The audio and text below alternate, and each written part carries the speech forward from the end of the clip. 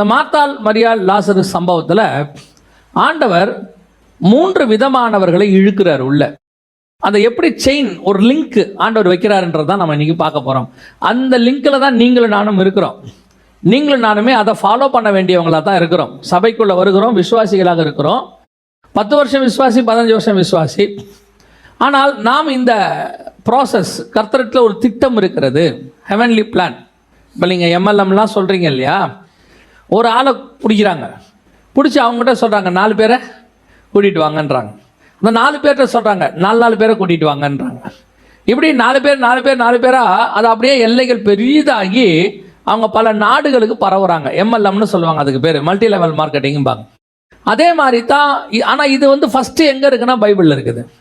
ஆண்டவர் ஒரு ஆளை தான் பிடிக்கிறார். இப்போ பாருங்கள், இந்த 11ஆம் அதிகாரம், யோவான் எழுதின சுவிசேஷம் 11ஆம் அதிகாரத்தில் பாருங்கள், முதல் ஆளை கர்த்தர் எப்படி பிடிக்கிறாருன்னு பாருங்கள். 20வது வசனம் வாசிங்க பார்ப்போம்.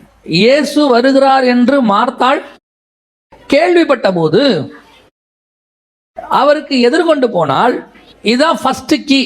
ஆண்டவர் கூப்பிடுறது முதல் கீ என்னன்னா, ஒரு சவுண்ட் அவங்களுக்கு கேட்க பண்றார். மார்த்தாளுக்கு கேட்கிற அளவுக்கு ஒரு விஷயத்த சொல்றார். யோசித்து பாருங்க, ஆண்டவர் வர்றதே மார்த்தாள் மரியாள் வீட்டில் ஒரு அற்புதத்தை செய்யத்தான் வரார். வர ஆண்டவர் முதல்ல என்ன பண்ணியிருக்கணும், ஒரு ஆளை அனுப்பி, நான் வந்துட்டு இருக்கிறேன், நான் என்ன செய்கிறேன், மார்த்தாள் மரியாள் வீட்டுக்கு வந்துட்டு இருக்கிறேன். நம்ம எப்பவுமே யார் வீட்டுக்காவது வரணும் முதல்ல இன்ஃபார்ம் பண்ணிடுவோம், ஒரு இன்ஃபார்ம் பண்ணிடுவோம்.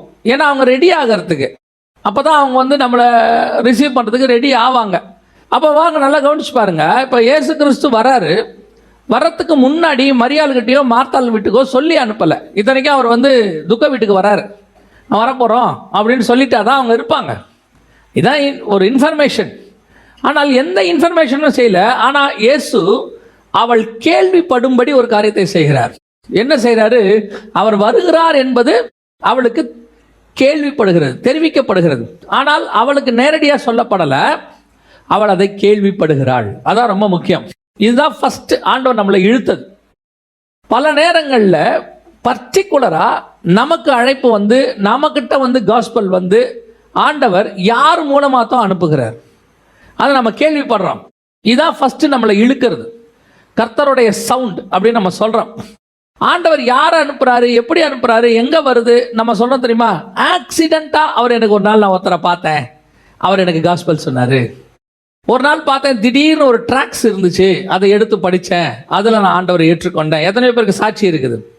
திடீர்னு நான் வழியில் ஒருத்தரை பஸ்ஸில் பார்த்தேன், அவர் எனக்கு இயேசுவை பற்றி சொன்னார். இந்த திடீரே ஆண்டவர்கிட்ட கிடையாது.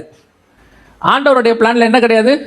திடீர், ஆக்சிடென்ட்டு, தற்செயலாய், எதிர்பாராத விதமாய் இப்படிங்கிற வேர்டே கர்த்தர்கிட்ட கிடையாது. ஏன்னா கர்த்தர்கிட்ட இந்த எதிர்பாராத விதம் அப்படின்னு இல்லை. அவர் எல்லாருமே அவருக்கு எதிர்பார்த்தது தான், அவருக்கு தெரியும். ஆண்டவர்கிட்ட திடீர்னு ஒன்று கிடையாது, ப்ரீ பிளான்டு எல்லாமே. ஆண்டவர்கிட்ட எல்லாமே ப்ரீ பிளான். அதே மாதிரி ஆக்சிடென்ட் நம்ம சொல்கிறோம்ல, விபத்து திடீர்னு நடந்துருச்சு, அப்படிலாம் ஆண்டவர்கிட்ட ஒன்று கிடையவே கிடையாது.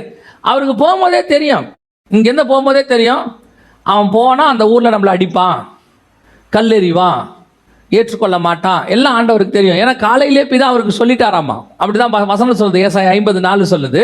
அதிகாலையே அவருக்கு எல்லாத்தையும் சொல்லிடுவாராமா. அவர் பவுலுக்கே தெரியுது பாருங்களேன், நம்ம போக வேணாம், காத்தடிக்குது, நம்ம கப்பல் சேதம் வரப்போகுது அப்படிங்கிறார். இல்லை நாங்கள் போவோங்கிறான். சரி வா போவோம், நான் கூட இருந்தாலும் அது பழைக்கிறீங்களான்னு பார்ப்போம் அப்படின்னு கூட போகும்போது சொல்கிறான், கப்பல் சேதம் தான் வரும், என்ன வராது, உயிர் சேதம் வராது. இந்த ஆக்சிடென்ட்னு இது வந்து எப்படி பவுலுக்கு ஆக்சிடென்ட் ஆகும்? இப்போ திடீர்னு கப்பல் உடையுது, பவுல் என்ன சொல்வார்? என்னப்பா திடீர்னு ஆக்சிடென்ட் ஆயிடுச்சு அப்படியே சொல்வார்? அவர் சொல்வார், நான் ஏற்கனவே உனக்கு சொன்னேன் தானே, இப்படி நடக்கணும்னு உனக்கு சொன்னேன் தானே. இதுதான் நமக்கு முன்னாடியே ப்ரீ பிளான். அப்போ பவுலுக்கே எப்படி இருக்குன்னா, கர்த்தருக்கு ப்ரீ பிளான்ட், எல்லாமே தெரியும். உங்கள் வாழ்க்கையிலும் சரி, எது ஒன்றுமே ஆக்சிடென்ட்னு நினைக்காது, இப்படி ஒன்று நடக்கும்னு நினைக்காது. ஒரு பெரிய ஊழியருக்கு ஒரு காரியத்தை ஆண்டவர் சொன்னாராம், உன் வண்டியை மாற்று அப்படின்னாராமா. உன் வண்டியை நீ என்ன செய்ய, மாற்று அப்படின்னாராமா. அப்போ அந்த பெரிய ஊழியர் வந்து, இல்லை ஆண்டவரே, வண்டியை மாற்றினா யாராவது ஏதாவது சொல்லுவாங்க. இது அவரே, அந்த பெரிய ஊழியர் சொல்லியிருக்கிற சாட்சி. இப்போ அந்த பெரிய ஊழியர் இல்லை, அவருடைய வீடியோ சாட்சி இருக்குது. அதில் அவர் சொல்கிறார், இல்லை ஆண்டவரே, நான் வண்டியை வந்து நான் மாற்றலை, வேண்டாம், பார்த்தா ஏதாவது எல்லாரும் சொல்லுவாங்க அப்படின்னு ஆண்டவர் சொன்னார். இல்லை நீ மாற்று. ஒரு தடவைக்கு 3 தடவை சொன்னாராம். கடைசியாய் ஒரு ஆக்சிடெண்ட். அந்த ஆக்சிடெண்ட்டில் அவருடைய மகள் இறந்து போனால் அவருக்கு மிகுந்த சேதமடைந்தது. அவர் அந்த மெசேஜில் சொல்கிறாரு, கர்த்தர் எனக்கு முன்பதாகவே எல்லாவற்றையும் சொல்லி இருந்தார், நீ மாற்று, உனக்கு பெரிய சேதம் வரும்னு. நான் மனுஷங்களை பார்த்துக்கிட்டு யாராவது ஏதாவது சொல்லுவாங்களே நினச்சிக்கிட்டு நான் மாற்றாமல் விட்டுட்டேன். அதன் விளைவு இன்றைக்கி நான் என்ன செஞ்சிட்டேன், என் பிள்ளையை நான் இழந்துட்டேன். ஆண்டவர் சில காரியங்களை சொல்லும்போது நம்ம செய்யணும். அப்போ தேவன் நமக்கு ஆக்சிடென்ட் கொடுக்க விரும்பலை. ஆக்சிடென்ட்டுக்கு முன்னாடியே கர்த்தர் அதை நமக்கு தெரியப்படுத்துகிறார். காடோடைய பிளானில், நமக்கு ப்ரீ பிளானில் எல்லாத்தையும் சொல்ல விரும்புகிறார். நாம தான் பல நேரங்களில் அதற்கு செவிசாய்க்க மாட்டேங்கிறோம். அப்படி தான் உங்களுக்கு சொல்லப்பட்ட காஸ்பலாக இருக்கட்டும், நீங்கள் இங்கே வந்ததாக இருக்கட்டும், உங்கள் வாழ்க்கையில் நடக்கிற சம்பவங்களாக இருக்கட்டும், எது ஒன்றுமே ஆக்சிடென்ட் கிடையாது. உங்கள் வாழ்க்கையில் நடக்கிற எதுக்கு பின்னாடியும் ஆக்சிடென்ட் ஒன்று கிடையாது. ப்ரீ பிளான்டு, கர்த்தருக்கு தெரியும். ஆனால் அதை கேள்விப்படுகிற இடத்துல நீங்கள் இருக்கிறீங்களான்றது தான் கேள்வி. ஆண்டவர் உங்களுக்கு சொல்கிற இடத்துல, கேட்குற இடத்துல நாம் இருக்கிறோமா? பல நேரத்தில் ஆண்டவர் எனக்கு சொல்லவே இல்லைங்க, எனக்கு ஆண்டவர் சொல்லவே இல்லைன்னே கிடையாது. நம்ம ஆண்டவர் பேசாத ஆண்டவரே கிடையாது. இப்போ பாருங்கள், ஒரு நியூஸு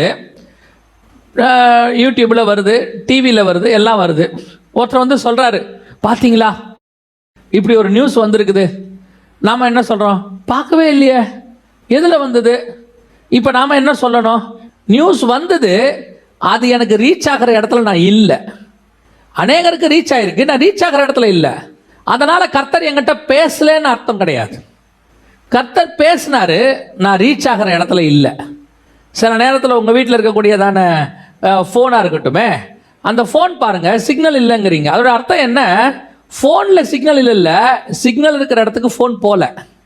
ஃபோன் கரெக்டாக தான் இருக்குது, அந்த சிக்னல் இருக்கிற இடத்துக்கு என்ன இல்லை, ஃபோன் இல்லை. அந்த ஃபோன் இருக்கிற இடத்துக்கு சிக்னல் ரீச் ஆகலை. ரெண்டும் ஒன்று சந்திக்கிற இடத்துல இல்லை. அதே மாதிரி தான் கர்த்தர் உங்களுக்கு எனக்கு வச்சிருக்கிற எல்லா விஷயத்தையும் நமக்கு சொல்லாமல் கர்த்தர் செய்யவே மாட்டார்.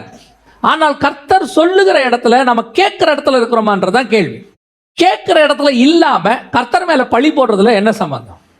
யோசித்து பாருங்க. எனக்கு ஒரு சவுண்ட் இருக்குது, அந்த சவுண்டு ரீச் ஆகிற தூரத்தில் நான் இருந்தாலும் எனக்கு அது கேட்கும். நான் அந்த தூரத்தை அதை விட தூரம் போயிட்டேன்னா எனக்கு அது கேட்காது. ஆண்டவர் வருகிறார் என்று மார்த்தாள் கேள்விப்பட்ட போது அந்த நியூஸ் கேட்குற இடத்துல அவர் இருக்கிறார். அதான் இம்பார்ட்டன்ட். ஃபர்ஸ்ட் கர்த்தர் என்ன பண்றாரு, தன்னுடைய சத்தத்தை அனுப்பி நம்ம இழுக்கிறார். நாம் அதை கேட்டு வர வேண்டிய இடத்துல இருக்கணும்.